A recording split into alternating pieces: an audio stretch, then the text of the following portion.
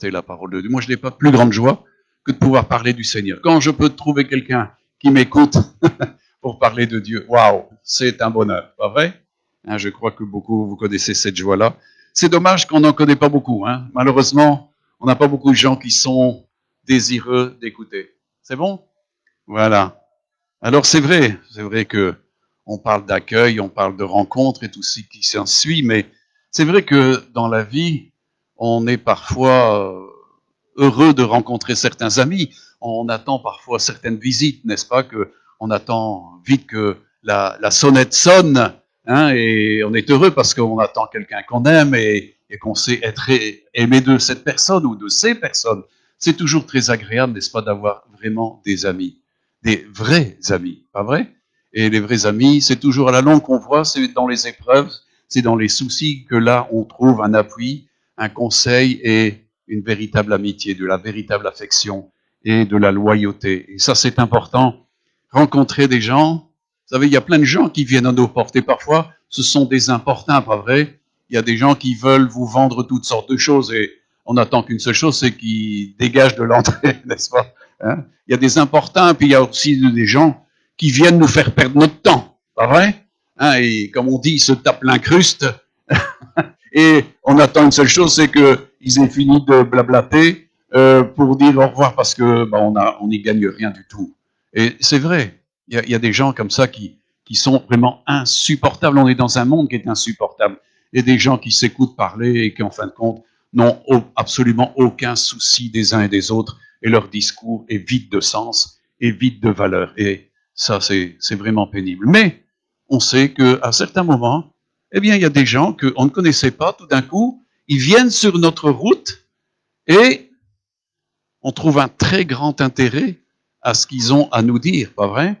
Et là, se nouent des liens d'amitié, d'affection, parce que, comme on dit, on a des atomes crochus, on a des choses qui font que, eh bien, on est en adéquation avec ces personnes, en amour avec ces personnes, en affection avec ces personnes, et on a les mêmes intérêts, le même sens de justice, le même sens de vérité, le même sens devant les choses, les valeurs de la vie, qui soient respectées ou pas respectées, on arrive un peu au même consensus, et ça c'est très important. Vous savez, Dieu est quelqu'un qui veut faire des rencontres. Savez-vous cela? Amen. Dieu cherche l'homme. Vous savez, il y a beaucoup de livres dans la parole de Dieu, dans la Bible. Hein, je ne reviens plus sur le nombre exact, mais c'est énorme. Hein, et il y a quand même un dernier livre, qui est le livre de l'Apocalypse, et dans lequel Jésus dit quelque chose de très important. C'est au chapitre 3, versets 20 à 22. C'est un peu plus court, 20. Voici, dit-il, je me tiens à la porte et je frappe. Si quelqu'un entend ma voix et ouvre la porte, j'entrerai chez lui, je souperai avec lui et lui avec moi. Amen.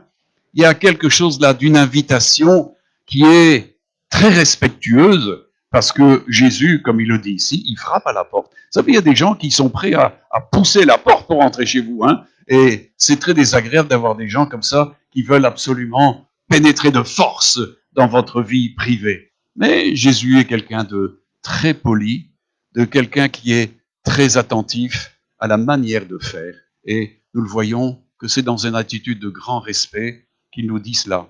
Je me tiens à la porte. Je me tiens à la porte de vos vies, je me tiens à la porte de vos cœurs, c'est ça. Et il dit, je frappe. Et si quelqu'un entend ma voix et ouvre la porte, voyez-vous, il y a une démarche qui doit être faite si quelqu'un entend ma voix et ouvre la porte. Alors, à ce moment-là, j'entrerai chez lui et je souperai avec lui et lui avec moi. Mes amis, on peut manger tout le long de la journée avec des tas de gens sans avoir beaucoup d'intérêt. Mais, mes amis, je crois qu'un des moments tout à fait particuliers, c'est de souper. Et on est à ce moment-là dans un temps où on veut quelque chose d'agréable, pas vrai? Le poids de la journée, il est là, hein, le poids du travail, et on veut passer un bon moment. Et c'est ça l'intention de Jésus. Quand il dit, je viendrai, je souperai avec lui, et lui avec moi. Mes amis, je crois que Jésus dans le parcours de son ministère pendant plus de 3 ans, parce que encore Jésus a eu un parcours de 3 ans, et quelques temps encore après, quand il a été ressuscité, il a passé beaucoup de temps avec ses apôtres, et ils ont participé à tous ces temps où ils mangeaient ensemble. Et je crois que manger avec Jésus, c'était quelque chose d'extraordinaire. C'était quelque chose que moi, j'aurais voulu vivre. Pas vous? Quel moment précieux d'être avec celui qui est la vie, celui qui parle comme venant du ciel et pas comme venant d'en bas. Vous savez, les hommes parlent toujours du niveau où ils sont, mais Jésus pouvait parler comme venant d'en haut. Et ça, c'est quelque chose d'extraordinaire, pas vrai? Et Jésus, donc, est celui qui se tient à la porte et il frappe. Et si quelqu'un entend sa voix et ouvre la porte, il rentre. Il rentre. Il ne force pas, il ne contraint pas. Et c'est là où on l'invite à aller un peu plus loin et à s'installer. Et automatiquement, mes amis, il y a quelque chose de merveilleux qui se passe à ce moment-là. Est-ce que vous connaissez ce moment-là, mes amis? Moi, c'est une chose que j'ai vécue en 1975 et Jésus est venu et il a commencé à souper avec moi, mais il a pas fait que souper après. Vous savez, quand il entre, eh bien, il demeure. Il veut demeurer avec nous. Et peut-on laisser passer quelqu'un qui est un ami absolument extraordinaire et le laisser partir? Je ne pense pas. Quand Jésus a eu l'opportunité de venir dans nos vies, est-ce que nous pouvons le laisser partir? Eh bien, moi, je peux vous dire que en 1975, Jésus est entré dans notre vie, à Roby et à moi, et depuis lors, on ne le lâche plus. Parce que lui-même, il ne nous lâche pas. Amen. Jésus a dit, je ne vous abandonnerai, ni ne vous délaisserai jamais, et je serai tous les jours avec vous. Vous vous rendez compte? Il y a des gens qui se tapent l'incruste, mais celle-là, moi, je veux bien. Hein? Vous savez, il y a des gens qui se mettent d'office dans les maisons, ils ne veulent plus partir de là. Mais, mes amis, quand Jésus entre, c'est quelque chose d'extraordinaire. Alors, mes amis, hein, c'est une invitation qu'il ne faut jamais louper. Rendez compte, et moi je crois que Dieu et le Fils de Dieu est véritablement frustré de voir toutes les portes où il a tapé, où il a appelé, et que si peu ont répondu à son appel. Alors mes amis, quand Dieu est à votre porte et qu'il frappe avec simplicité et qu'il vous appelle, comment répondez-vous? Hein? C'est important. Son invitation, c'est pour que nous puissions vivre quelque chose d'absolument merveilleux. Et moi, je peux vous dire que depuis 1975, j'aime cette rencontre avec le Seigneur. Amen.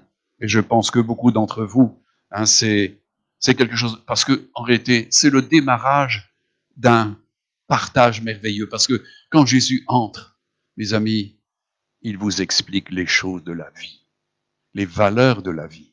Le monde, mes amis, ne vit pas les réalités de ce que Dieu voulait. Mais Jésus vient et nous donne les paroles de la vie. Et ça, c'est important. Il est venu pour nous donner vraiment l'expression de l'amour du Père afin que nous puissions véritablement vivre ce partenariat avec Dieu. Alors, hein, mes amis, est-ce que vous êtes dans cette connaissance de cette expérience? Il y a toujours un début à tout, voyez-vous? Il y a toujours un début et ça, c'est le plus merveilleux début. Et je crois que ceux qui ont entendu frapper et que Dieu a appelé et qui n'ont pas répondu à cela, mes amis, ils vont se regretter amèrement pour l'éternité ce jour où Dieu est passé devant leur porte et qu'ils n'y ont pas répondu. Mes amis, celui qui frappe, c'est celui qui donne la vie éternelle. Nous avons la vie éternelle en son nom. Amen. À tous ceux qui l'ont reçu, dit la parole de Dieu, elle a donné le pouvoir de devenir enfant de Dieu. Jésus étant la parole de vie, la parole de Dieu, celui qui reçoit son témoignage est né de Dieu et est enfant de Dieu. Et mes amis, Dieu s'entoure pour l'éternité de ses enfants. Il ne s'entoure pas de gens qui sont des rebelles, des gens qui sont contredisants, des gens qui vivent dans la haine, qui vivent dans le mensonge, qui vivent dans la méchanceté. Non, il vient pour justement racheter, pour rendre la vie à ceux qui avaient perdu la vie. Et on comprend pourquoi Jésus vient et frappe, de manière à ce que la personne puisse entrer à nouveau dans un avenir que Dieu a préparé. Les amis, c'est Dieu qui a préparé nos vies. Il a préparé nos objectifs. Il a tout préparé d'avance. Alors, mes amis, comment nous savons accueillir Jésus?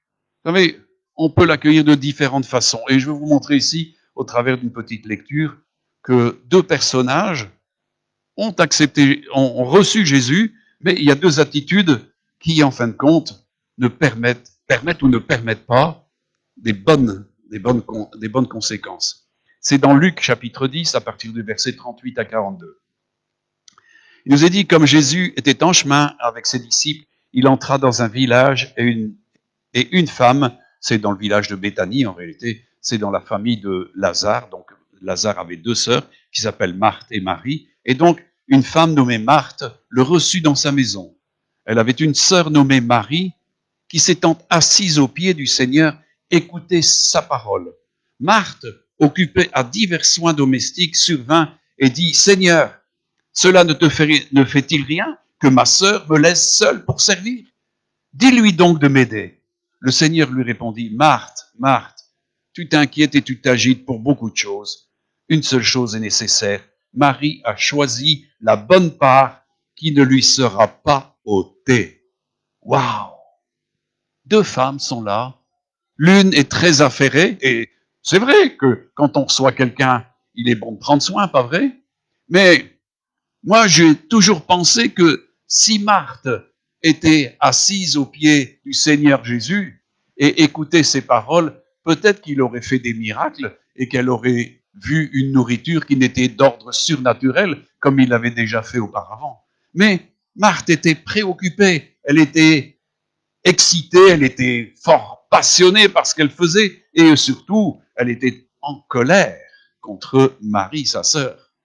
Je ne sais pas si c'était vraiment de la jalousie ou quoi qui animait son cœur, mais de toute façon, quand elle s'adresse au Seigneur, ce n'est pas avec des mots tendres. Hein? Et elle prend à partie Jésus par rapport à sa sœur en faisant une forme d'accusation. Hein, regardez ce qu'elle dit. Hein? Et donc, Marthe, occupée à divers soins domestiques, survint et dit, « Seigneur, cela ne te fait-il rien que ma sœur me laisse seule pour servir ?» Ça veut dire, Seigneur, tu la réveilles un petit peu là, hein, parce que elle est paresseuse, hein, elle la juge durement. Mais voyez-vous, le Seigneur a trouvé quelqu'un qui voulait l'écouter, parce qu'il avait quelque chose de précieux à dire. Et Marthe s'était assise aux pieds du Seigneur et elle ne le lâchait plus. Elle buvait ses paroles, elle buvait tout ce qui sortait, le conseil de Dieu qui passait par la bouche du Fils de Dieu. Elle a compris que c'était plus important que n'importe quoi. C'est vrai que parfois, il faut savoir délaisser les choses pour écouter Dieu. Les amis, est-ce que vous avez du temps pour écouter Dieu? Vous savez, certains pensent que prier, c'est une perte de temps. Moi, j'ai vu au travers de mon parcours, maintenant ça fait plus de 45 ans, et je peux vous dire que prier, c'est un gain de temps. C'est un gain parce que ça va vous éviter beaucoup de problèmes. Ça va vous donner des directives, ça va vous encourager, ça va vous permettre d'être secouru, ça va vous permettre de découvrir des solutions. Parce que, mes amis, prier, c'est quelque chose, et s'approcher du Seigneur, prier, c'est vrai, mais l'écouter, c'est quelque chose de très important. Vous savez, dans les débuts de ma vie chrétienne, vous savez, quand on est débutant chrétien, eh ben, on a beaucoup de choses à demander au Seigneur. Et je m'enfermais avec lui. Et c'est ce que Jésus a dit, hein, mettez-vous à part, fermez la porte, et puis là, dans le lieu secret, parlez à votre Père qui vous écoute. Et en fin de compte, je bombardais le Seigneur de toutes mes requêtes. Et un jour, le Seigneur m'a attrapé, il m'a dit, quand tu viens auprès de moi, laisse-moi du temps pour te parler. Écoute-moi. Écoute-moi. J'étais tellement préoccupé par tout ce que j'avais à lui dire que je n'étais pas dans la capacité, en fin de compte, de l'écouter. Mes amis, à quoi sert-il d'avoir Jésus dans sa maison s'il ne peut pas nous adresser la parole? Mes amis, Dieu veut parler, Jésus veut parler. Quand il s'assoit avec nous pour prendre du bon temps avec nous, c'est quelque chose d'extraordinaire. Il veut nous parler sur toutes les choses de la vie. Nous pouvons le questionner, nous pouvons lui demander plein de choses. Et il nous écoute, amen. Et il veut nous répondre, mais il faut développer une attention, une oreille, un cœur pour pouvoir entendre. Vous savez, qui peut s'approcher de Dieu? Celui-là qui a le cœur pur, dit la parole de Dieu. En s'approchant dans la foi et avec un cœur pur, on peut entendre Dieu nous parler. Et il parle dans notre cœur, il parle dans notre conscience. Et il commence à nous montrer les chemins de la vie. Avec lui, nous découvrons un avenir, un horizon qu'auparavant on ne voyait pas. Et je peux vous dire que Roby et moi, à partir du moment où nous avons commencé à prier et à nous tenir dans la présence du Seigneur, nous avons vu notre vie complètement se modifier dans l'entreprise, dans tous les domaines. Et arrive ce que Jésus a dit, moi, le bon berger, je connais mes brebis, je les appelle par leur nom, elles entendent ma voix et elles me suivent. Mes amis, si le Fils de Dieu frappe à notre porte, c'est pour en fin de compte devenir le berger de nos âmes. Amen. Auparavant, comme le dit la parole, on était des brebis errantes et on a trouvé enfin celui qui est le berger de nos âmes. Et ça change tout. Ça change tout parce que on peut tout déposer entre ses mains. C'est ce que Jésus a dit. Venez à moi, vous tous qui êtes fatigués et chargés, et je vous donnerai du repos à vos âmes. Prenez mon joug sur vous, car mon joug est doux et mon fardeau léger. Et recevez mes instructions. Les amis, si nous n'écoutons jamais les instructions du Seigneur, eh bien, on va toujours tourner dans les mêmes problèmes. Mais celui qui prend la peine de s'arrêter, et parfois, il faut s'arrêter, et dire, Seigneur, moi je sais qu'en 1975, je voyais toute ma vie s'en aller à volo dans toutes sortes de domaines. J'allais entrer dans des gros problèmes. Et j'ai crié au Seigneur. Moi, il n'a pas frappé à ma porte. J'ai crié pour qu'il rentre dans ma porte. Parce que je savais que je ne m'en sortirais jamais sans lui. Et je peux vous dire que quand on lui donne accueil, mes amis, c'est quelqu'un d'absolument merveilleux. Moi, je ne regrette qu'une seule chose, c'est de ne pas avoir connu ça avant. Et je crois que beaucoup d'entre vous pensent la même chose. Pas vrai? Je crois que beaucoup peuvent me dire amen. Pas vrai? Oui. Ça fait beaucoup quand même. Et c'est vrai, mes amis, tant qu'on n'a pas ce contact et ce vis-à-vis, ces moments où on peut souper, où on peut manger avec Dieu, où on peut être dans sa présence, mes amis, c'est du temps perdu. Mais quand on l'a rencontré, c'est quelque chose d'extraordinaire, parce que là, on peut véritablement vivre un partenariat avec Dieu. C'est ça que Dieu veut. S'il veut nous parler, mes amis, c'est parce qu'il veut être partenaire dans nos vies, être le berger, le guide de nos âmes. Et là, on s'aperçoit qu'avec lui, eh bien, tout concourt à notre bien. Tout concourt. Il va tout faire concourir et il va nous guider, il va nous donner les solutions, il va nous relever, il va nous encourager, il va nous consoler, il va nous fortifier. Nous recevons tout pleinement de Jésus. Amen. C'est ça qui est important. Vous savez,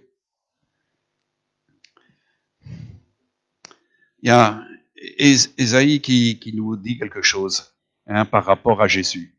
Ésaïe est un prophète qui a prophétisé énormément sur Jésus, et c'est dans Ésaïe 9 au verset 6. Donc, il annonce quelque chose. Car un enfant nous est né, un fils nous est donné, et la domination reposera sur son épaule. On l'appellera admirable, conseiller, Dieu puissant, Père éternel, prince de la paix.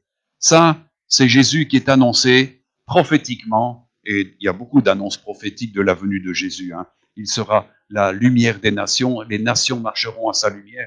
Il y a plein de domaines prophétiques par rapport à Jésus. Mais Ésaïe annonce prophétiquement des choses importantes. Il nous est dit, car un enfant nous est né, un fils nous est donné, et la domination reposera sur son épaule. Qu'est-ce que cela veut dire, ça? Eh bien, mes amis, le royaume de Dieu qui va s'établir bientôt, et on est tout proche. Vous savez, vous voyez tous les signes précurseurs de l'avenir du royaume. Et Jésus a dit, vous savez, le royaume viendra au travers de beaucoup de douleurs et de tribulations. C'est ce que nous voyons. Mais tous les signes de l'avancement de ce règne viennent. Et Jésus vient pour régner. Il a dit, allez et dites, je viens bientôt. Il a dit, allez et dites, le royaume de Dieu vient. Mes amis, la terre, actuellement, c'est le royaume du diable, c'est le royaume de Satan, mais Jésus vient pour détruire tout cela et établir son règne. Et c'est comme il est dit ici, comme Ésaïe l'a dit, et la domination reposera sur son épaule et sur sa seule épaule à lui. Amen. Il est Seigneur des cieux et de la terre. C'est celui-là que vous faites entrer chez vous. Le jour où il frappe à la porte et il vous appelle, c'est celui-là. C'est celui sur qui repose toute la domination à venir. Et on l'appellera, pour cela, admirable conseiller. C'est-à-dire que ses conseils sont admirables. Et je peux vous dire une chose, c'est que depuis, ça fait maintenant plus de 45 ans que je marche avec le Seigneur, et je peux vous dire que son conseil est toujours judicieux. Son conseil est toujours le meilleur. Amen. Alors, quand on va à Dieu et qu'on connaît sa présence et qu'on a un partenariat avec Jésus, mes amis, moi je l'ai vu dans les affaires, il m'a permis de réussir. Dieu, si on l'écoute, on réussit dans tous les domaines, on réussit dans le couple, on réussit dans les affaires, on réussit partout, parce que Dieu est un Dieu de victoire. Il ne nous appelle pas à l'échec, à des dimensions de médiocrité, mais à l'excellence. Amen. Dieu est comme cela. Dieu ne vient pas pour nous proposer quelque chose de médiocre. Non, Dieu est un Dieu d'excellence. Amen. Alors, comprenez que quand vous laissez entrer Jésus chez vous, c'est pour vous donner des conseils d'excellence. C'est pour ça qu'on l'appellera admirable conseiller. Mes amis, beaucoup de gens se fichent éperdument des conseils de Jésus. Mais je peux vous dire une chose, c'est que leur vie ne vaut pas grand-chose au bout. Mais si vous l'écoutez, il va vous mener au but et dans la victoire. Lui connaît toutes les choses qu'il a préparées pour vous. Et il va vous mener d'une main sûre vers les choses. Moi, c'est ce que j'ai vu. Et j'ai vu que tous ceux qui faisaient comme ça, eh bien, réussissaient. Les amis, combien de vies actuellement sont en difficulté? Regardez le monde, les dépressions, les maladies, tous les cas psychiatriques et tout ce qui s'ensuit. Les amis, c'était pas la volonté de Dieu, ça. Mais ceux qui loupent ce temps où Jésus frappe à la porte et les appelle, mes amis, celui qui lui laisse la porte fermée, eh bien, se condamne à un échec assuré. Croyez-moi, je sais par expérience. Je peux en parler maintenant parce que j'ai un parcours de pas mal de dizaines d'années du Seigneur et je connais ses voies. Mais je sais que celui qui médite ses voies et qui marche en pleine intelligence et de plein cœur avec lui, réussit dans ce qu'il fait. Parce que c'est bon de s'asseoir avec lui et de souper avec lui. Amen. Est-ce que vous avez jamais envie de faire ça? Oh, c'est la meilleure chose que vous puissiez faire. C'est la meilleure chose qu'il puisse vous proposer. Amen. Non, c'est tellement merveilleux. On a un sauveur et un berger merveilleux. Je vais vous parler encore des autres attributs de Jésus. C'est dans 1 Corinthiens. Et Paul parlera de « c'est par lui », c'est-à-dire Dieu, que vous êtes en Jésus-Christ, lequel de par Dieu a été fait pour nous sagesse, justice, sanctification et rédemption. C'est là 4 faits absolument importants. Vous êtes en Jésus-Christ. Donc, la parole de Dieu nous dit en Éphésiens que nous sommes son ouvrage. Nous avons été créés en Jésus-Christ. Peut-être que vous ignorez que vous avez été créés en Jésus-Christ et pourtant, c'est là une réalité qui tout d'un coup brille dans nos cœurs. Nous sommes son ouvrage. Nous avons tous été créés en Jésus-Christ parce que la parole de Dieu nous dit que tout ce qui a été créé par Jésus-Christ, en Jésus-Christ et pour Jésus-Christ. C'est pour ça qu'il s'appelle lui-même l'alpha, l'oméga, le commencement et la fin, et qu'il est le rémunérateur de tous ceux qui le cherchent. Amen. Il est le souverain sacrificateur de tous les biens à venir pour l'éternité. Vous voulez avoir quelque chose?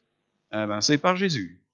C'est par celui que un jour vous laissez entrer dans votre vie quand il a frappé à votre porte et qu'il vous a appelé.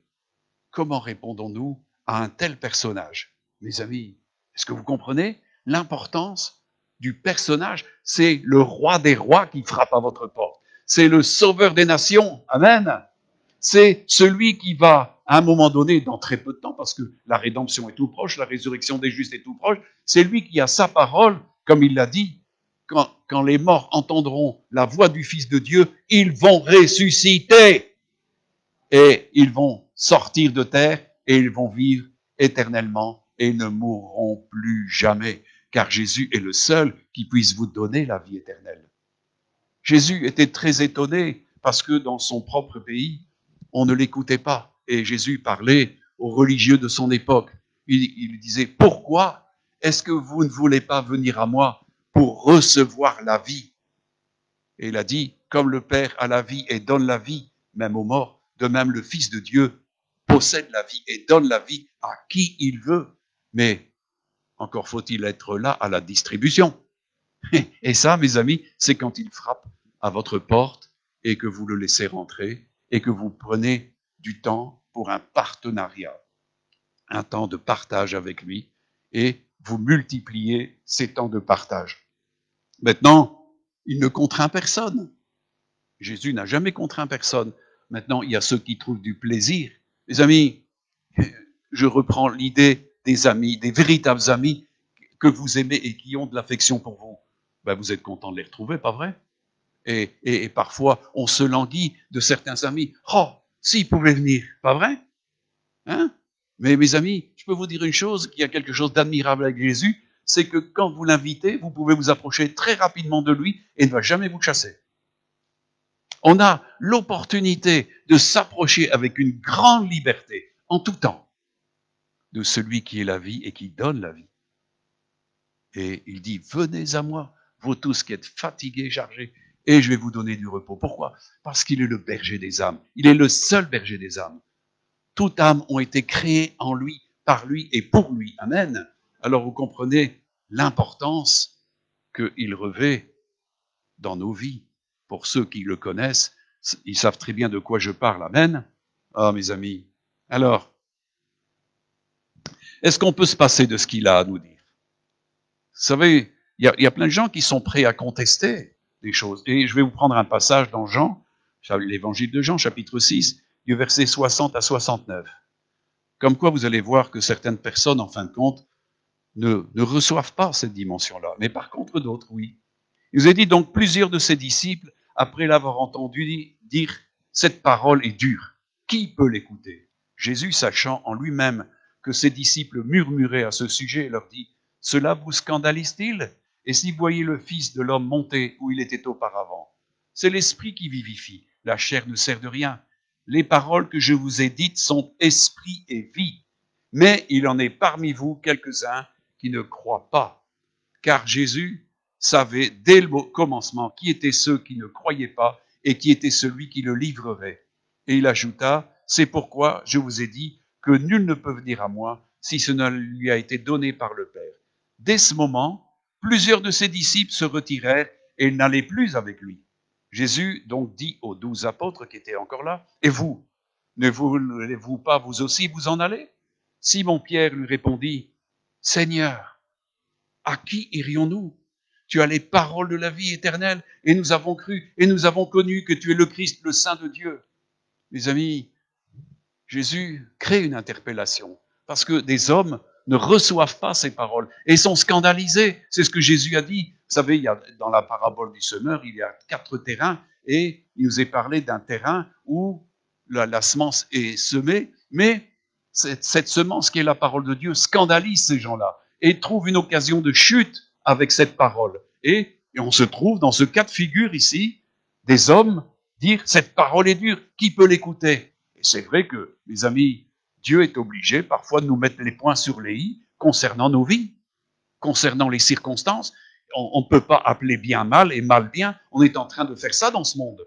Mais Dieu est obligé de rectifier et il amène la vérité. On ne peut pas confondre les ténèbres avec la lumière et la lumière avec les ténèbres et le bien avec le mal. Mes amis, il y a des réalités et Jésus parlait de ces réalités. Et automatiquement, ces gens qui croyaient être des disciples ont trouvé l'occasion d'être scandalisés. Ils n'étaient pas d'accord, cette parole est trop dure, qui peut la recevoir? Et il nous est dit qu'à partir de ce moment-là, des gens ont quitté Jésus. Pourtant, Jésus avait frappé à leur porte et lui avait ouvert pour un temps. Mais tout d'un coup, il n'était plus d'accord avec ce que Jésus disait. Il y trouvait une occasion de chute. Mais, automatiquement, Jésus aussi s'est retourné vers les 12. Il nous est dit donc au verset 66, dès ce moment, plusieurs de ses disciples se retirèrent et n'allaient plus avec lui. Jésus donc dit aux 12, et vous, ne vous voulez pas vous aussi vous en aller? Et alors là, moi je crois que ces hommes avaient fait une expérience, les 12 avaient fait une expérience beaucoup plus profonde que ceux qui étaient là un peu légers et qui ne croyaient pas, parce que c'est ça, ces hommes-là étaient incrédules et ne croyaient pas au Fils de Dieu. Ils n'avaient pas reçu la parole de Dieu comme des petits-enfants, parce que c'est ça que Jésus a dit. Si vous ne recevez pas mes paroles comme des petits-enfants, vous n'entrerez pas dans le royaume de Dieu. Et apparemment, eh bien, il y a un tri qui se fait. Mais Pierre lui répondit, Seigneur, à qui irions-nous? Il pose la question. À qui veux-tu? Si tu nous renvoies, vers qui on va aller maintenant? On te suit depuis un certain temps, on écoute toutes tes paroles et on sait que tes paroles sont les paroles de la vie éternelle, sont les paroles qui vont nous permettre d'aller dans l'éternité, de vivre l'éternité. À qui d'autre? Qui peut nous apporter le conseil que tu nous donnes? Voyez, Jésus avait frappé aux bonnes portes et ils avaient conçu là quelque chose qui était ferme. Ils avaient conçu, et c'est pour ça qu'ils ont pu s'adresser à Jésus et ils ont affirmé leur position. Et il dit, tu as les paroles de la vie éternelle et nous avons cru et nous avons connu que tu es le Christ, le Saint de Dieu. Mes amis, quand quelqu'un peut dire maintenant, je connais Dieu. Vous savez, quand Jésus frappe à la porte, au début, on ne le connaît pas beaucoup. Mais si on prend l'habitude de vivre avec lui et de le recevoir couramment, à souper avec nous, à vivre avec nous, eh bien, comme le dit Pierre, nous avons cru et nous avons connu. On apprend à le connaître. Les amis, si on ne côtoie pas quelqu'un, on risque pas de le connaître beaucoup, hein? Pas vrai? Ben oui. Moi, quand je me suis fiancé avec Robbie, on avait le désir de se rencontrer le plus souvent possible. Pourquoi? Parce qu'on voulait se connaître. Mes amis, il n'y a rien de pire que des gens dans un couple qui ne se connaissent pas. Et dans le domaine spirituel, c'est exactement la même chose. C'est pourquoi Jésus a dit lui-même à son Père, Père, la vie éternelle, c'est qu'ils te connaissent. Pourquoi? Parce que Jésus a fait connaître son Père. Amen. Personne n'a jamais vu Dieu. Seul le Fils de Dieu qui était dans le Père l'a fait connaître. Et donc, les disciples connaissaient. Et c'est pour ça que les apôtres ici sont clairs là-dessus. Nous avons cru et nous avons connu que tu es le Christ, le Saint de Dieu. C'est-à-dire celui qui est le Messie, celui qui est le sauveur du monde. C'est ça que ça veut dire, mes amis. Le Christ, c'est celui qui sauve. Amen. Ils ont été sauvés, ils ont connu ce salut, ils ont expérimenté ce salut. Automatiquement, Jésus n'était plus un étranger. Et quand Jésus leur pose la question de ce que eux allaient le quitter, il dit, mais non, mais c'est impossible pour nous. Et il comprenait très bien que les autres soient partis pour d'autres raisons qui ne sont pas du tout valables. Mais pour eux, c'était inconcevable de quitter maintenant Jésus. À qui d'autre? Moi, excusez-moi, maintenant ça fait des dizaines d'années que je marche avec le Seigneur, mais si le Seigneur me disait maintenant je te quitte, ben je sais vraiment pas vers qui j'irais, je peux vous le dire, Mais je crois que je pleurerais toutes les larmes de mon corps. Parce qu'avec tout ce que j'ai connu de lui, tout ce que j'ai expérimenté, dans le surnaturel, de l'extraordinaire, dans tous les conseils, tout ce qui s'ensuit, mais mes amis, ça vaut des fortunes. C'est l'excellence. Moi, j'appelle ça l'excellence. Dieu m'a fait connaître des voies de justice, des voies qu'il avait préparées d'avance. Il me les a fait découvrir. Pourquoi? Mais parce qu'il était mon berger et qu'il me parlait tous les jours, parce que tous les jours, j'allais auprès de lui, mes amis. Et c'est ça qu'on est appelé à faire. C'est de pouvoir entrer dans cette dimension où Jésus, peut nous parler constamment. C'est ce qu'il a dit. Moi, le berger, je marche devant ma brebis, je lui parle, elle m'écoute et elle s'enfuit. Non, elle me suit. Elle me suit. Parce que désormais, on est avec le bon berger et quand on a trouvé le bon berger, on ne va pas vers un autre. On sait qu'on est dans la meilleure position. C'est ce que les apôtres ont dit. Seigneur, à qui d'autre? Il n'y a pas d'autre berger que toi. T'es le meilleur. Et moi, je peux vous dire qu'après 45 années de vécu avec le Seigneur, c'est le meilleur. Il n'y en a pas d'autre. J'ai pas d'autre berger que Jésus. Et il faut jamais suivre un gourou. Hein. Même un pasteur peut vous tromper. Hein, je peux vous tromper. Paul disait, je peux dire des bêtises. Et Paul a pu être dans les difficultés. Pierre aussi, il a été en difficulté. Mais l'important, c'est de suivre Jésus, le berger, qui nous parle. C'est ce que Jésus a dit. Si quelqu'un veut être mon disciple, il faut qu'il renonce à sa volonté, qu'il me suive, qu'il prenne sa croix et qu'il me suive tous les jours. Et mes amis, quel confort! Quel confort du cœur! Quel confort dans les perspectives de vie! Qu'est-ce que j'ai aimé de marcher avec mon Seigneur au travers de toutes ces temps, ces circonstances de l'entreprise et de la vie du ministère et tout ce qui s'ensuit. C'est un confort extraordinaire d'aller avec le berger. Pourquoi? Et comme on l'a lu tout à l'heure, il est l'admirable conseiller. C'est-à-dire que ses conseils sont admirables. Tu ne pourrais pas trouver mieux. Maintenant, est-ce que tu as une oreille pour l'entendre? Il y a beaucoup de gens, on a vu, des gens l'ont quitté, des disciples qui pensaient être des disciples, l'ont quitté parce qu'ils ne voulaient pas entendre Jésus. Mais mes amis, si on a accepté d'écouter ce qu'il a à nous dire, eh ben vous avez le meilleur. Vous ne sauriez pas avoir meilleur comme berger. Il est le bon berger de nos âmes. Amen. Alors, il est important qu'il le devienne. Amen. S'il n'est pas encore, je pense que c'est pas par hasard que les choses se font. Hein. Moi, je crois que c'est pas par hasard que Nicolas a parlé à Dimitri et qu'il vient ici avec son épouse. C'est un temps de rencontre. Moi, je crois qu'il n'y a rien de fortuit. Vous savez, j'ai barré de mon vocabulaire, de mon dictionnaire, le mot hasard. Je l'ai remplacé par grâce et par volonté de Dieu. Amen. Mes amis, il y a des rencontres qui sont des rencontres réussies. Et ça, je voudrais vous parler ici encore de quelqu'un à qui Jésus a parlé et l'a interpellé. C'est dans Luc chapitre 19, du verset 2 à 10. Et voici un homme riche. Donc Jésus passait par Jéricho, excusez-moi. C'est noté dans le premier verset, mais je ne l'ai pas lu. Et voici un homme riche appelé Zachée, chef des publicains. Les publicains étaient des hommes qui étaient à la solde des Romains et qui étaient des percepteurs pour les Romains sur le peuple juif. Donc, c'était des gens qui n'étaient pas bien vus du peuple juif. Hein, vous comprenez. Cherchez donc à qui était Jésus. Mais il ne pouvait y parvenir à cause de la foule, car il était de petite taille. Il courut en avant et monta sur un sycomore pour le voir, parce qu'il devait passer par là. Lorsque Jésus fut arrivé à cet endroit, il leva les yeux et lui dit, « Zachée, hâte-toi de descendre, car il faut que je demeure aujourd'hui dans ta maison. » Zachée se hâta de descendre et le reçut avec joie. Voyant cela, tous murmuraient et disaient, « Il est allé loger chez un homme pécheur. » Mais Zachée, se tenant devant le Seigneur, lui dit, « Voici, Seigneur, je donne aux pauvres la moitié de mes biens, et si j'ai fait tort de quelque chose à quelqu'un, je lui rends le quadruple. » Jésus lui dit, « Le salut est entré aujourd'hui dans cette maison, parce que celui-ci est aussi un fils d'Abraham, car le Fils de l'homme est venu chercher et sauver ceux qui étaient perdus. » Les amis, il nous est dit qu'une grande foule était là à Jéricho, et tout le monde voulait voir Jésus. Mais un seul homme attirer l'attention de Jésus. Et cet homme, c'était un publicain, c'était un homme pécheur, c'était un homme réprouvé, comme on l'a vu, les gens le nommaient homme pécheur. C'était un pécheur. Et il est allé monter sur cet arbre, sur ce sycomore, pour voir Jésus.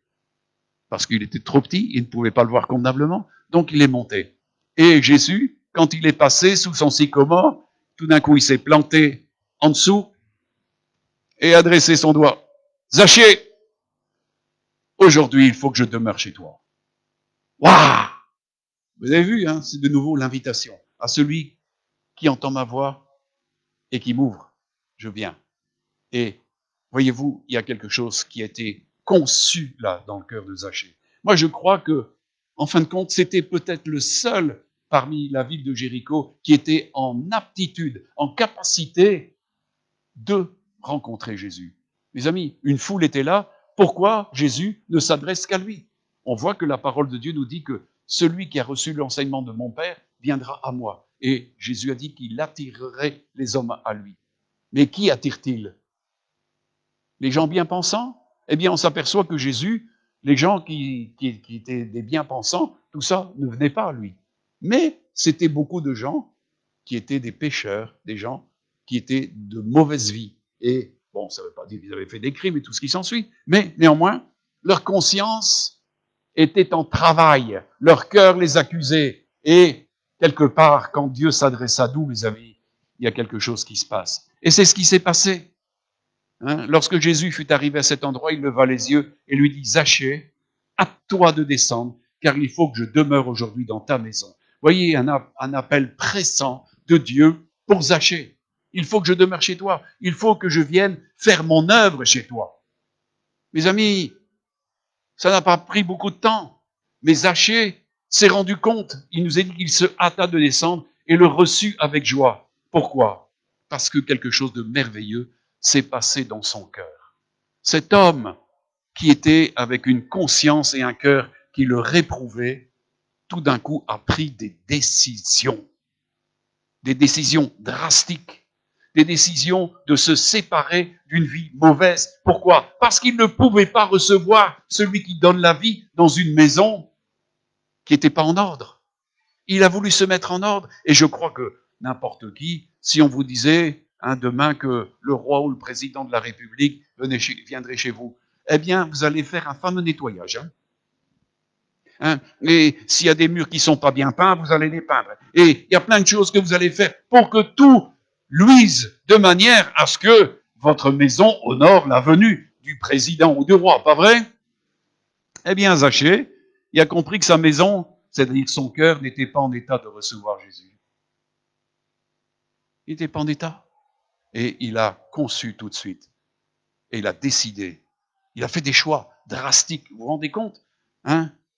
C'est vrai que les gens se moquaient et ils jugeaient Jésus. Ils disaient, voilà, il est allé loger chez un homme pécheur. Mais, il nous est dit, verset 8, mais Zachée, se tenant devant le Seigneur, lui dit, voici Seigneur, je donne aux pauvres la moitié de mes biens. Waouh! Pourquoi? Parce que c'était un avare, c'est un gars qui avait fait du fric sur la tête de tout le monde. Et s'est rendu compte qu'en fin de compte, il ne s'est jamais soucié des pauvres, des mendiants, et il y en avait tout plein. Et c'est encore maintenant.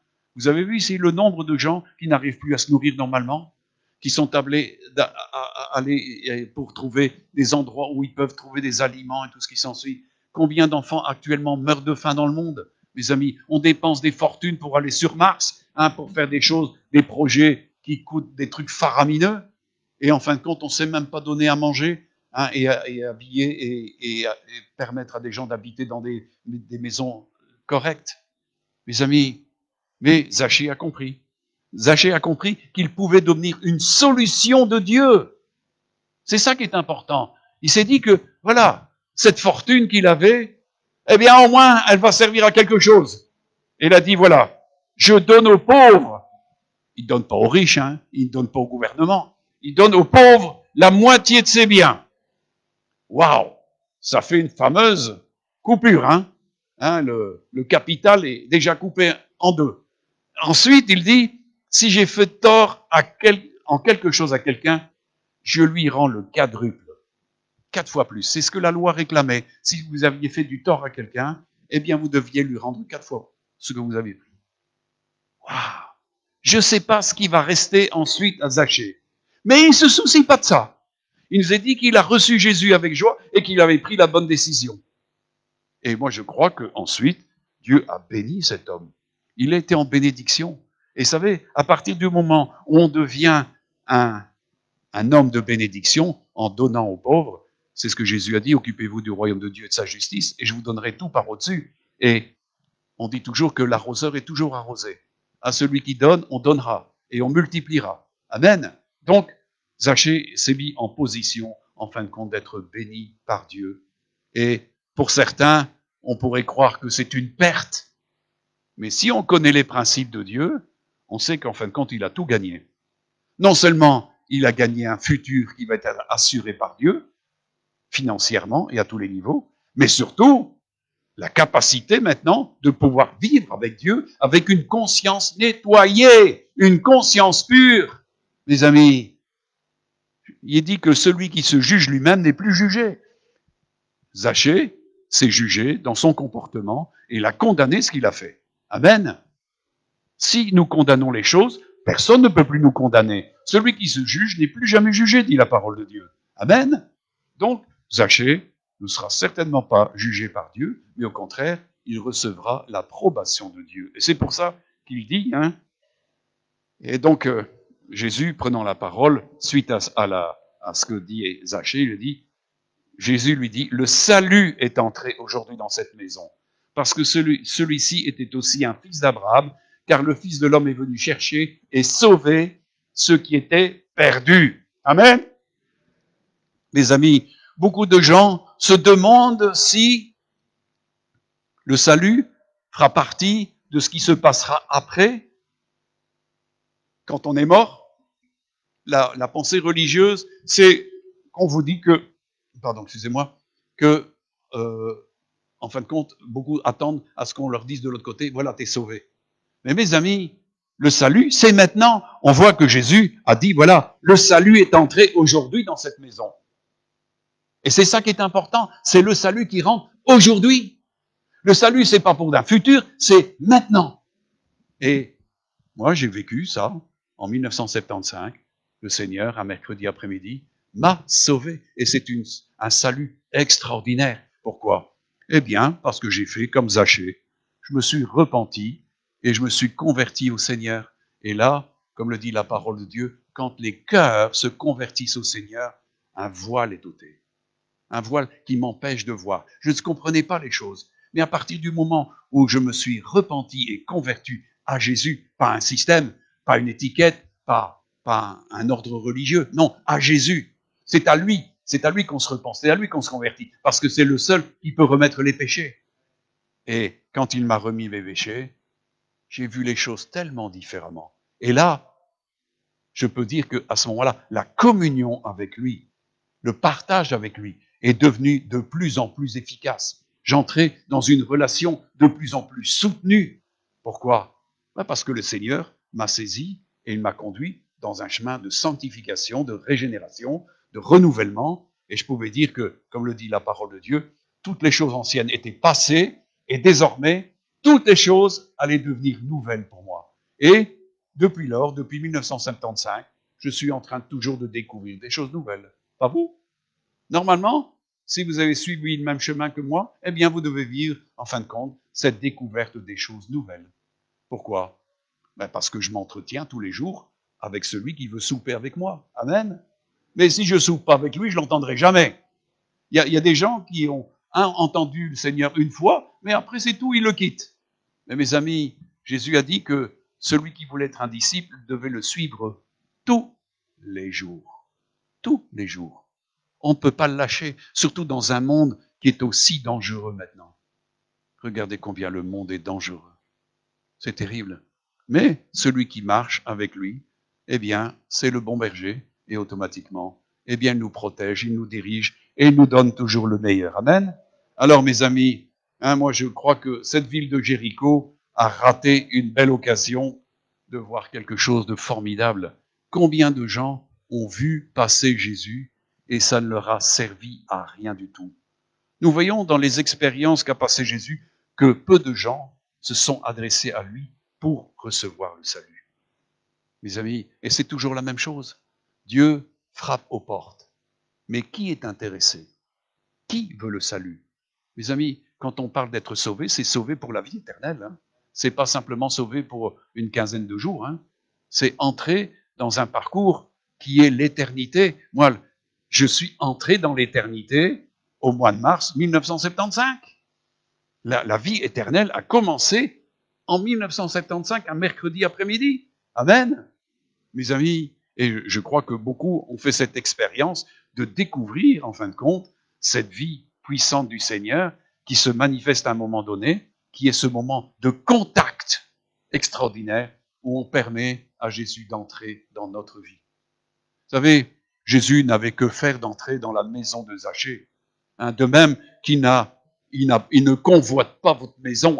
S'il veut entrer chez vous, c'est pas votre habitation qu'il voit, c'est votre cœur. Dieu habite dans le cœur et l'esprit de ses enfants. Amen. Dieu n'habite pas dans ce qui est fait de main d'homme. Vous voyez ici un bâtiment qui lui est dédié, mais Dieu n'a pas besoin de ça pour habiter. Qu'est-ce qu'il cherche? Demeurer en nous. Paul dira, ce n'est plus moi qui vis, c'est Christ qui vit en moi. Amen. Donc, c'est lui qui vient et il fait sa demeure. Et nous devenons une habitation de Dieu en esprit. Amen. Et c'est ce qui se passe quand quelqu'un entend la voix du Seigneur, lui ouvre et qu'il soupe avec lui et il veut de nouveau renouveler. Mes amis, quand on aime bien ses amis, eh bien on renouvelle les invitations. Pas vrai? Hein? On aime bien. Il y a des gens, on veut plus les voir. Hein? Il y a des gens, ouh là là, on a eu une expérience avec eux, c'est désastreux et plus jamais on les veut. Mais quand on a fait une bonne expérience avec des gens qui sont dignes d'intérêt, on a envie que ça se renouvelle, pas vrai? Eh bien, moi, je peux vous dire que celui qui a une invitation du Seigneur, c'est quelque chose de merveilleux. Amen. On vit des choses extraordinaires avec lui. Moi, je ne regrette pas le jour où Christ a frappé à ma porte. Mais je peux même vous dire que moi, j'ai crié pour qu'il rentre. Il y a des gens qu'il faut leur tirer l'oreille. Hein, mais moi, il n'y avait pas besoin. J'étais tellement dans le besoin de le voir venir que j'ai crié tellement fort qu'il est venu. Hein. Et croyez-moi, quand on l'appelle, il vient. Et j'ai été étonné de voir tout ce qu'il m'a révélé, tout ce qu'il m'a fait faire. Il m'a béni dans l'entreprise. J'ai eu un parcours dans l'entreprise sans faute. J'ai jamais eu un client qui me devait un franc. On réussit. Dieu veut qu'on réussisse. C'est un Dieu de réussite, c'est pas un Dieu de médiocrité. Il a le meilleur pour ses enfants. Amen. Et dans tous les domaines. On peut réussir sa vie de femme de ménage, de médecin, d'homme d'affaires, de tout ce que vous pouvez imaginer. Dieu va vous perfectionner pour vivre quelque chose qui vaut la peine d'être vécu. Mes amis, vous savez, Dieu nous parle de merveilleux repas qu'il a préparés. Dans Isaïe, on parle des choses, mais Jésus parle dans Matthieu 8, à partir du verset 5 à 13, il nous est dit, comme Jésus entrait dans Capernaum, un centenier l'aborda, le priant et disant, Seigneur, mon serviteur est couché à la maison, atteint de paralysie et souffrant beaucoup. Jésus lui dit, j'irai et je le guérirai. Et le centenier répondit, Seigneur, je ne suis pas digne que tu entres sous mon toit, mais dis seulement un mot et mon serviteur sera guéri, car moi qui suis soumis à des supérieurs, j'ai des soldats sous mes ordres, et je dis à l'un, va, et il vient, il va, et l'autre, viens, et il vient. À mon serviteur, fais cela, et il le fait. Après avoir entendu, Jésus fut dans l'étonnement, et il dit à ceux qui le suivaient, je vous le dis en vérité, même en Israël, je n'ai pas trouvé une aussi grande foi.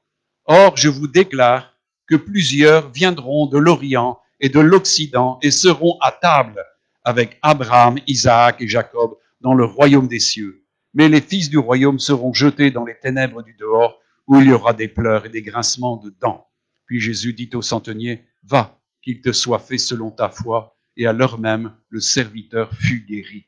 Les amis, Jésus place ici toute une circonstance qui permet, en fin de compte, à un homme d'être celui qui reçoit le Seigneur d'une manière extraordinaire et qui reconnaît l'autorité qu'il a.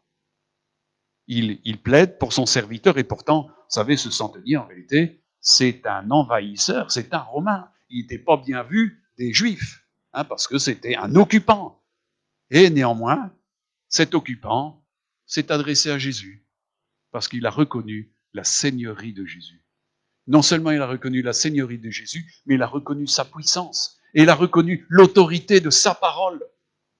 C'est quelque chose d'extraordinaire, mes amis, quand quelqu'un peut concevoir que la parole de Dieu est forte et puissante et agissante.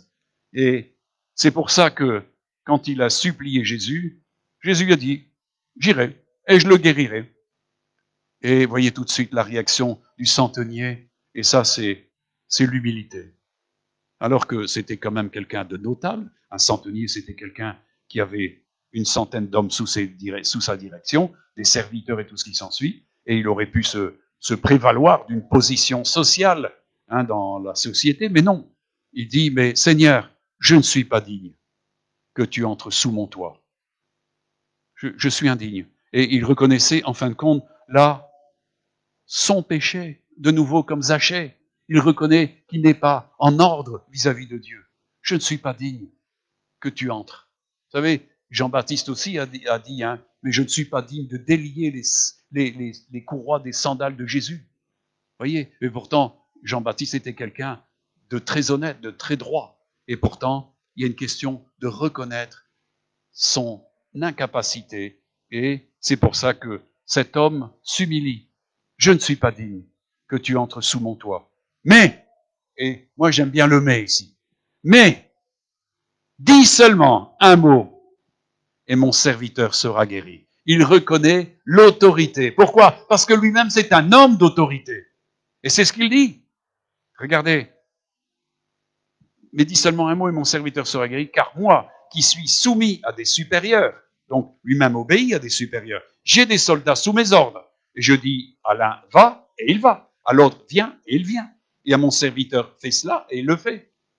Mes amis, il reconnaît ici que la parole qui va être adressée par Jésus va déclencher des choses merveilleuses. Et, en fin de compte, nous le savons, dans la suite de l'histoire, que son serviteur a été guéri. Mais Jésus a mis en évidence la foi de cet homme. Il dit, moi, j'ai jamais trouvé en Israël une aussi grande foi. Et c'est pour ça qu'il confesse quelque chose. Je vous le dis, en vérité, même en Israël, je n'ai pas trouvé une aussi grande foi. Or, et c'est ça qui est important, je vous déclare que plusieurs viendront de l'Orient, de l'Occident, c'est-à-dire de tous les points cardinaux de la terre, hein, et seront à table avec Abraham, Isaac et Jacob dans le royaume des cieux. Mais les fils du royaume, qui étaient appelés à être à ce banquet, eh bien, seront jetés dans les ténèbres du dehors, où il y aura des pleurs et des grincements de dents. Voyez-vous, il y a ceux qui savent reconnaître l'autorité de Jésus et la parole de Jésus. Elle fait jurisprudence, elle fait juridiction, elle est établie comme étant la parole de vérité digne d'être reçue, parce que Dieu va accomplir des choses. Ce centenier sait très bien que si Jésus dit « ton serviteur est guéri », il va être guéri. Et c'est ce qu'il lui a dit. Voilà, ton serviteur est guéri. Et il était guéri. À l'instant même, et à l'heure même, le serviteur fut guéri. Les amis, comment recevons-nous la parole? Cet homme a reçu la parole et Jésus a dit que des hommes qui n'ont pas reçu la parole de Dieu ne pourront pas être à table avec Abraham, Isaac et Jacob. On sait que dans le temps du millénium qui vient, ici après la résurrection des morts, il y aura un banquet exceptionnel. Hein, je ne veux pas vous lire les versets, mais il y a un repas exceptionnel pour toutes les nations qui croient en Dieu. Un repas fabuleux. Hein, c'est quelque chose d'extraordinaire. Mais il y a des gens qui, en fin de compte, y étaient appelés et n'y seront pas. Mais par contre, il y a des gens, hein, je vous déclare que plusieurs viendront de l'Orient et de l'Occident et seront à table avec Abraham, Isaac et Jacob.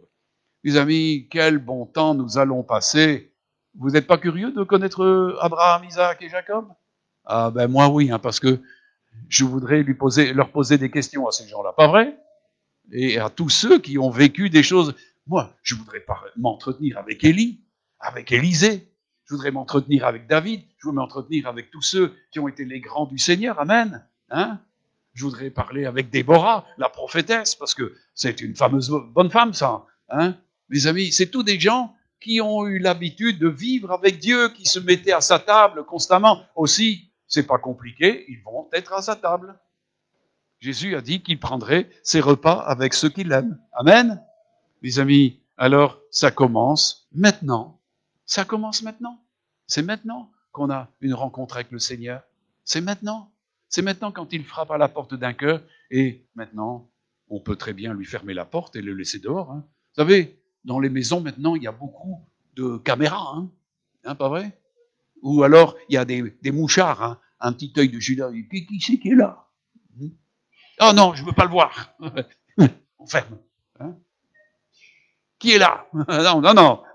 Passez votre chemin. Non, non. Il y a ceux qui entendent et qui reconnaissent. C'est ça qui est important. Qui reconnaissent que c'est le berger qui frappe très simplement à la porte d'un cœur. Et on entend sa voix. Et on a une possibilité là de faire quelque chose avec lui qui va être merveilleux. Et d'entrer dans une vie nouvelle.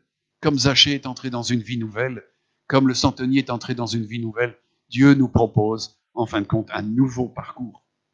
Amen. Qu'il a préparé. Et croyez-moi, il va faire, comme Zachée l'a fait, du nettoyage. Mais j'ai jamais vu Dieu retirer des bonnes choses dans les vies des enfants. Par contre, j'ai vu qu'il retirait des mauvaises choses et qu'il ajoutait beaucoup de bonnes choses. Amen. Amen. Il est le Dieu de toute bénédiction, car, comme le dit la parole, en Jésus-Christ, nous avons tout pleinement. Amen. Dieu nous a comblés de toute espèce de grâce et de bénédiction en Jésus, son Fils. Amen. Amen.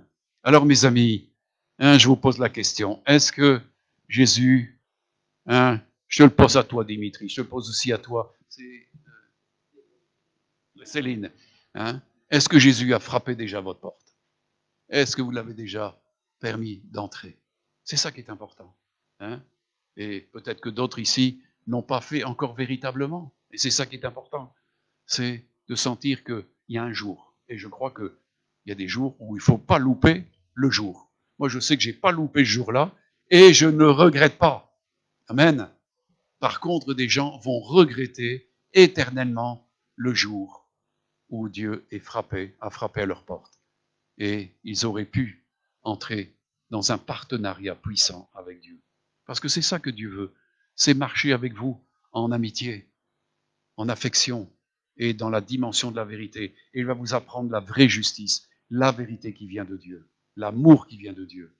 Ces chemins sont des chemins de bénédiction. Moi, je me réjouis depuis 45 ans maintenant des chemins que Dieu m'a fait parcourir parce que c'est vrai, il y a du combat, parce que l'ennemi est là pour nous en faire partir.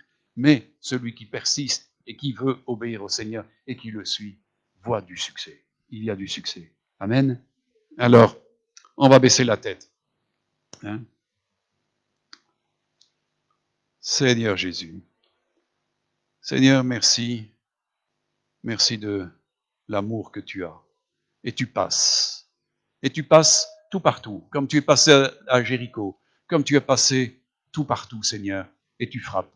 Tu frappes à la porte des cœurs. Et tu appelles. Tu as ta voix qui appelle Dimitri, son épouse, et d'autres encore ici, qui n'ont pas encore entendu ta voix.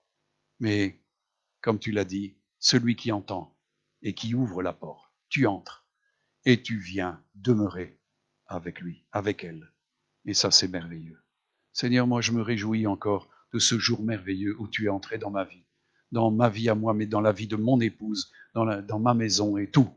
Parce que quand tu es là, c'est merveilleux. Nous avons en toi un guide extraordinaire, un conseiller, comme nous l'avons vu, extraordinaire, un prince de paix qui nous amène la paix, le bonheur, la joie, la détente, tout, le conseil. Merci, Père. Alors, Seigneur, je te prie de toucher ce matin, Seigneur, et de venir véritablement permettre à chacun qui a encore des choses sur sa conscience de se dégager, car tu es venu pour pardonner et libérer la conscience de tes enfants. Comme tu l'as fait à Zachée, Seigneur, quand il a pu se juger, eh bien, automatiquement, tout était remis. Celui qui se juge lui-même n'est plus jugé. Et Zachée s'est jugé complètement. Alors je te prie de donner l'occasion à tous de pouvoir se juger de façon à ne plus être jamais jugé. Seigneur, tu es merveilleux, tu es venu pour nous donner la liberté et la vie éternelle. Alors, Seigneur, bénis chacun ici et que chacun puisse faire une expérience de vie nouvelle. Seigneur, je ne sais pas ce qui va se faire ce matin ici avec toi, mais Seigneur, moi je te prie de conclure ces choses-là avec chacun, avec Dimitri, son épouse, dans leur intimité. Qu'ils puissent vraiment s'approcher de toi, tous les deux, quand ils seront seuls à leur maison, de façon à t'inviter à venir vraiment chez eux et de demeurer. Tu as dit que celui qui gardait ta parole, tu l'aimais et tu te manifestais à lui. Et tu as continué en disant, si quelqu'un garde ma parole et aime ma parole, mon Père l'aimera. Nous viendrons et nous ferons notre demeure chez lui. Alors Père, moi je te prie de venir faire ta demeure chez Dimitri et son épouse et dans la maison de tous ceux qui ne t'ont pas encore reçu, qui ne connaissent pas le merveilleux du fait que tu demeures avec eux et que tu conduis toutes choses et que tu es toujours celui à qui on peut se confier, à qui on peut toujours s'adresser et tu es toujours celui qui nous relève, qui nous exhorte, qui nous réconforte et qui nous console. Merci, Père. Tu es toujours celui-là, ce merveilleux berger. Alors, Seigneur, deviens le berger, ici de plusieurs ce matin. Que tu deviennes le vrai berger, celui qui parle et qu'on peut suivre avec sécurité. Merci, Père. Merci, Seigneur. Glorifie-toi dans des vies qui vont marcher dans la transformation, parce que tu vas tout transformer pour le bien. Parce que ce que tu fais, c'est toujours pour le meilleur. Le meilleur. Tu as en vue le meilleur pour chacun. Sois béni, Père. Merci, mon Dieu. Amen. Amen, amen. Voilà, moi, je suis pour que les gens puissent, en toute sécurité, et chez eux, faire ça, s'approcher du Seigneur, parce que on est parfois un peu perturbé dans une assemblée par la présence des autres, mais l'idéal, c'est de pouvoir s'approcher. Il y a des gens, en toutes circonstances, qui ont pu comme ça s'approcher dans différents lieux. L'important, c'est d'être en paix, d'être dans le désir d'une rencontre avec le Seigneur. Et croyez-moi, là, le Seigneur va vous trouver. Compris, Dimitri? Compris? C'est important. Moi, je crois que vous allez vivre quelque chose. Et croyez-moi, Dieu se révèle. Jésus se révèle. Celui qui vient, Jésus a dit, je me laisserai trouver par celui qui me cherche de tout son cœur. Si vous le cherchez de tout votre cœur, croyez-moi, vous le verrez venir et il va dépasser toutes vos espérances. Moi, j'ai crié à Dieu et il est venu et j'ai vu des choses extraordinaires se faire. Et c'est pour vous, ok? Alors voilà, soyez bénis. Bien, je vais laisser la place maintenant à Agathe et Christian qui vont venir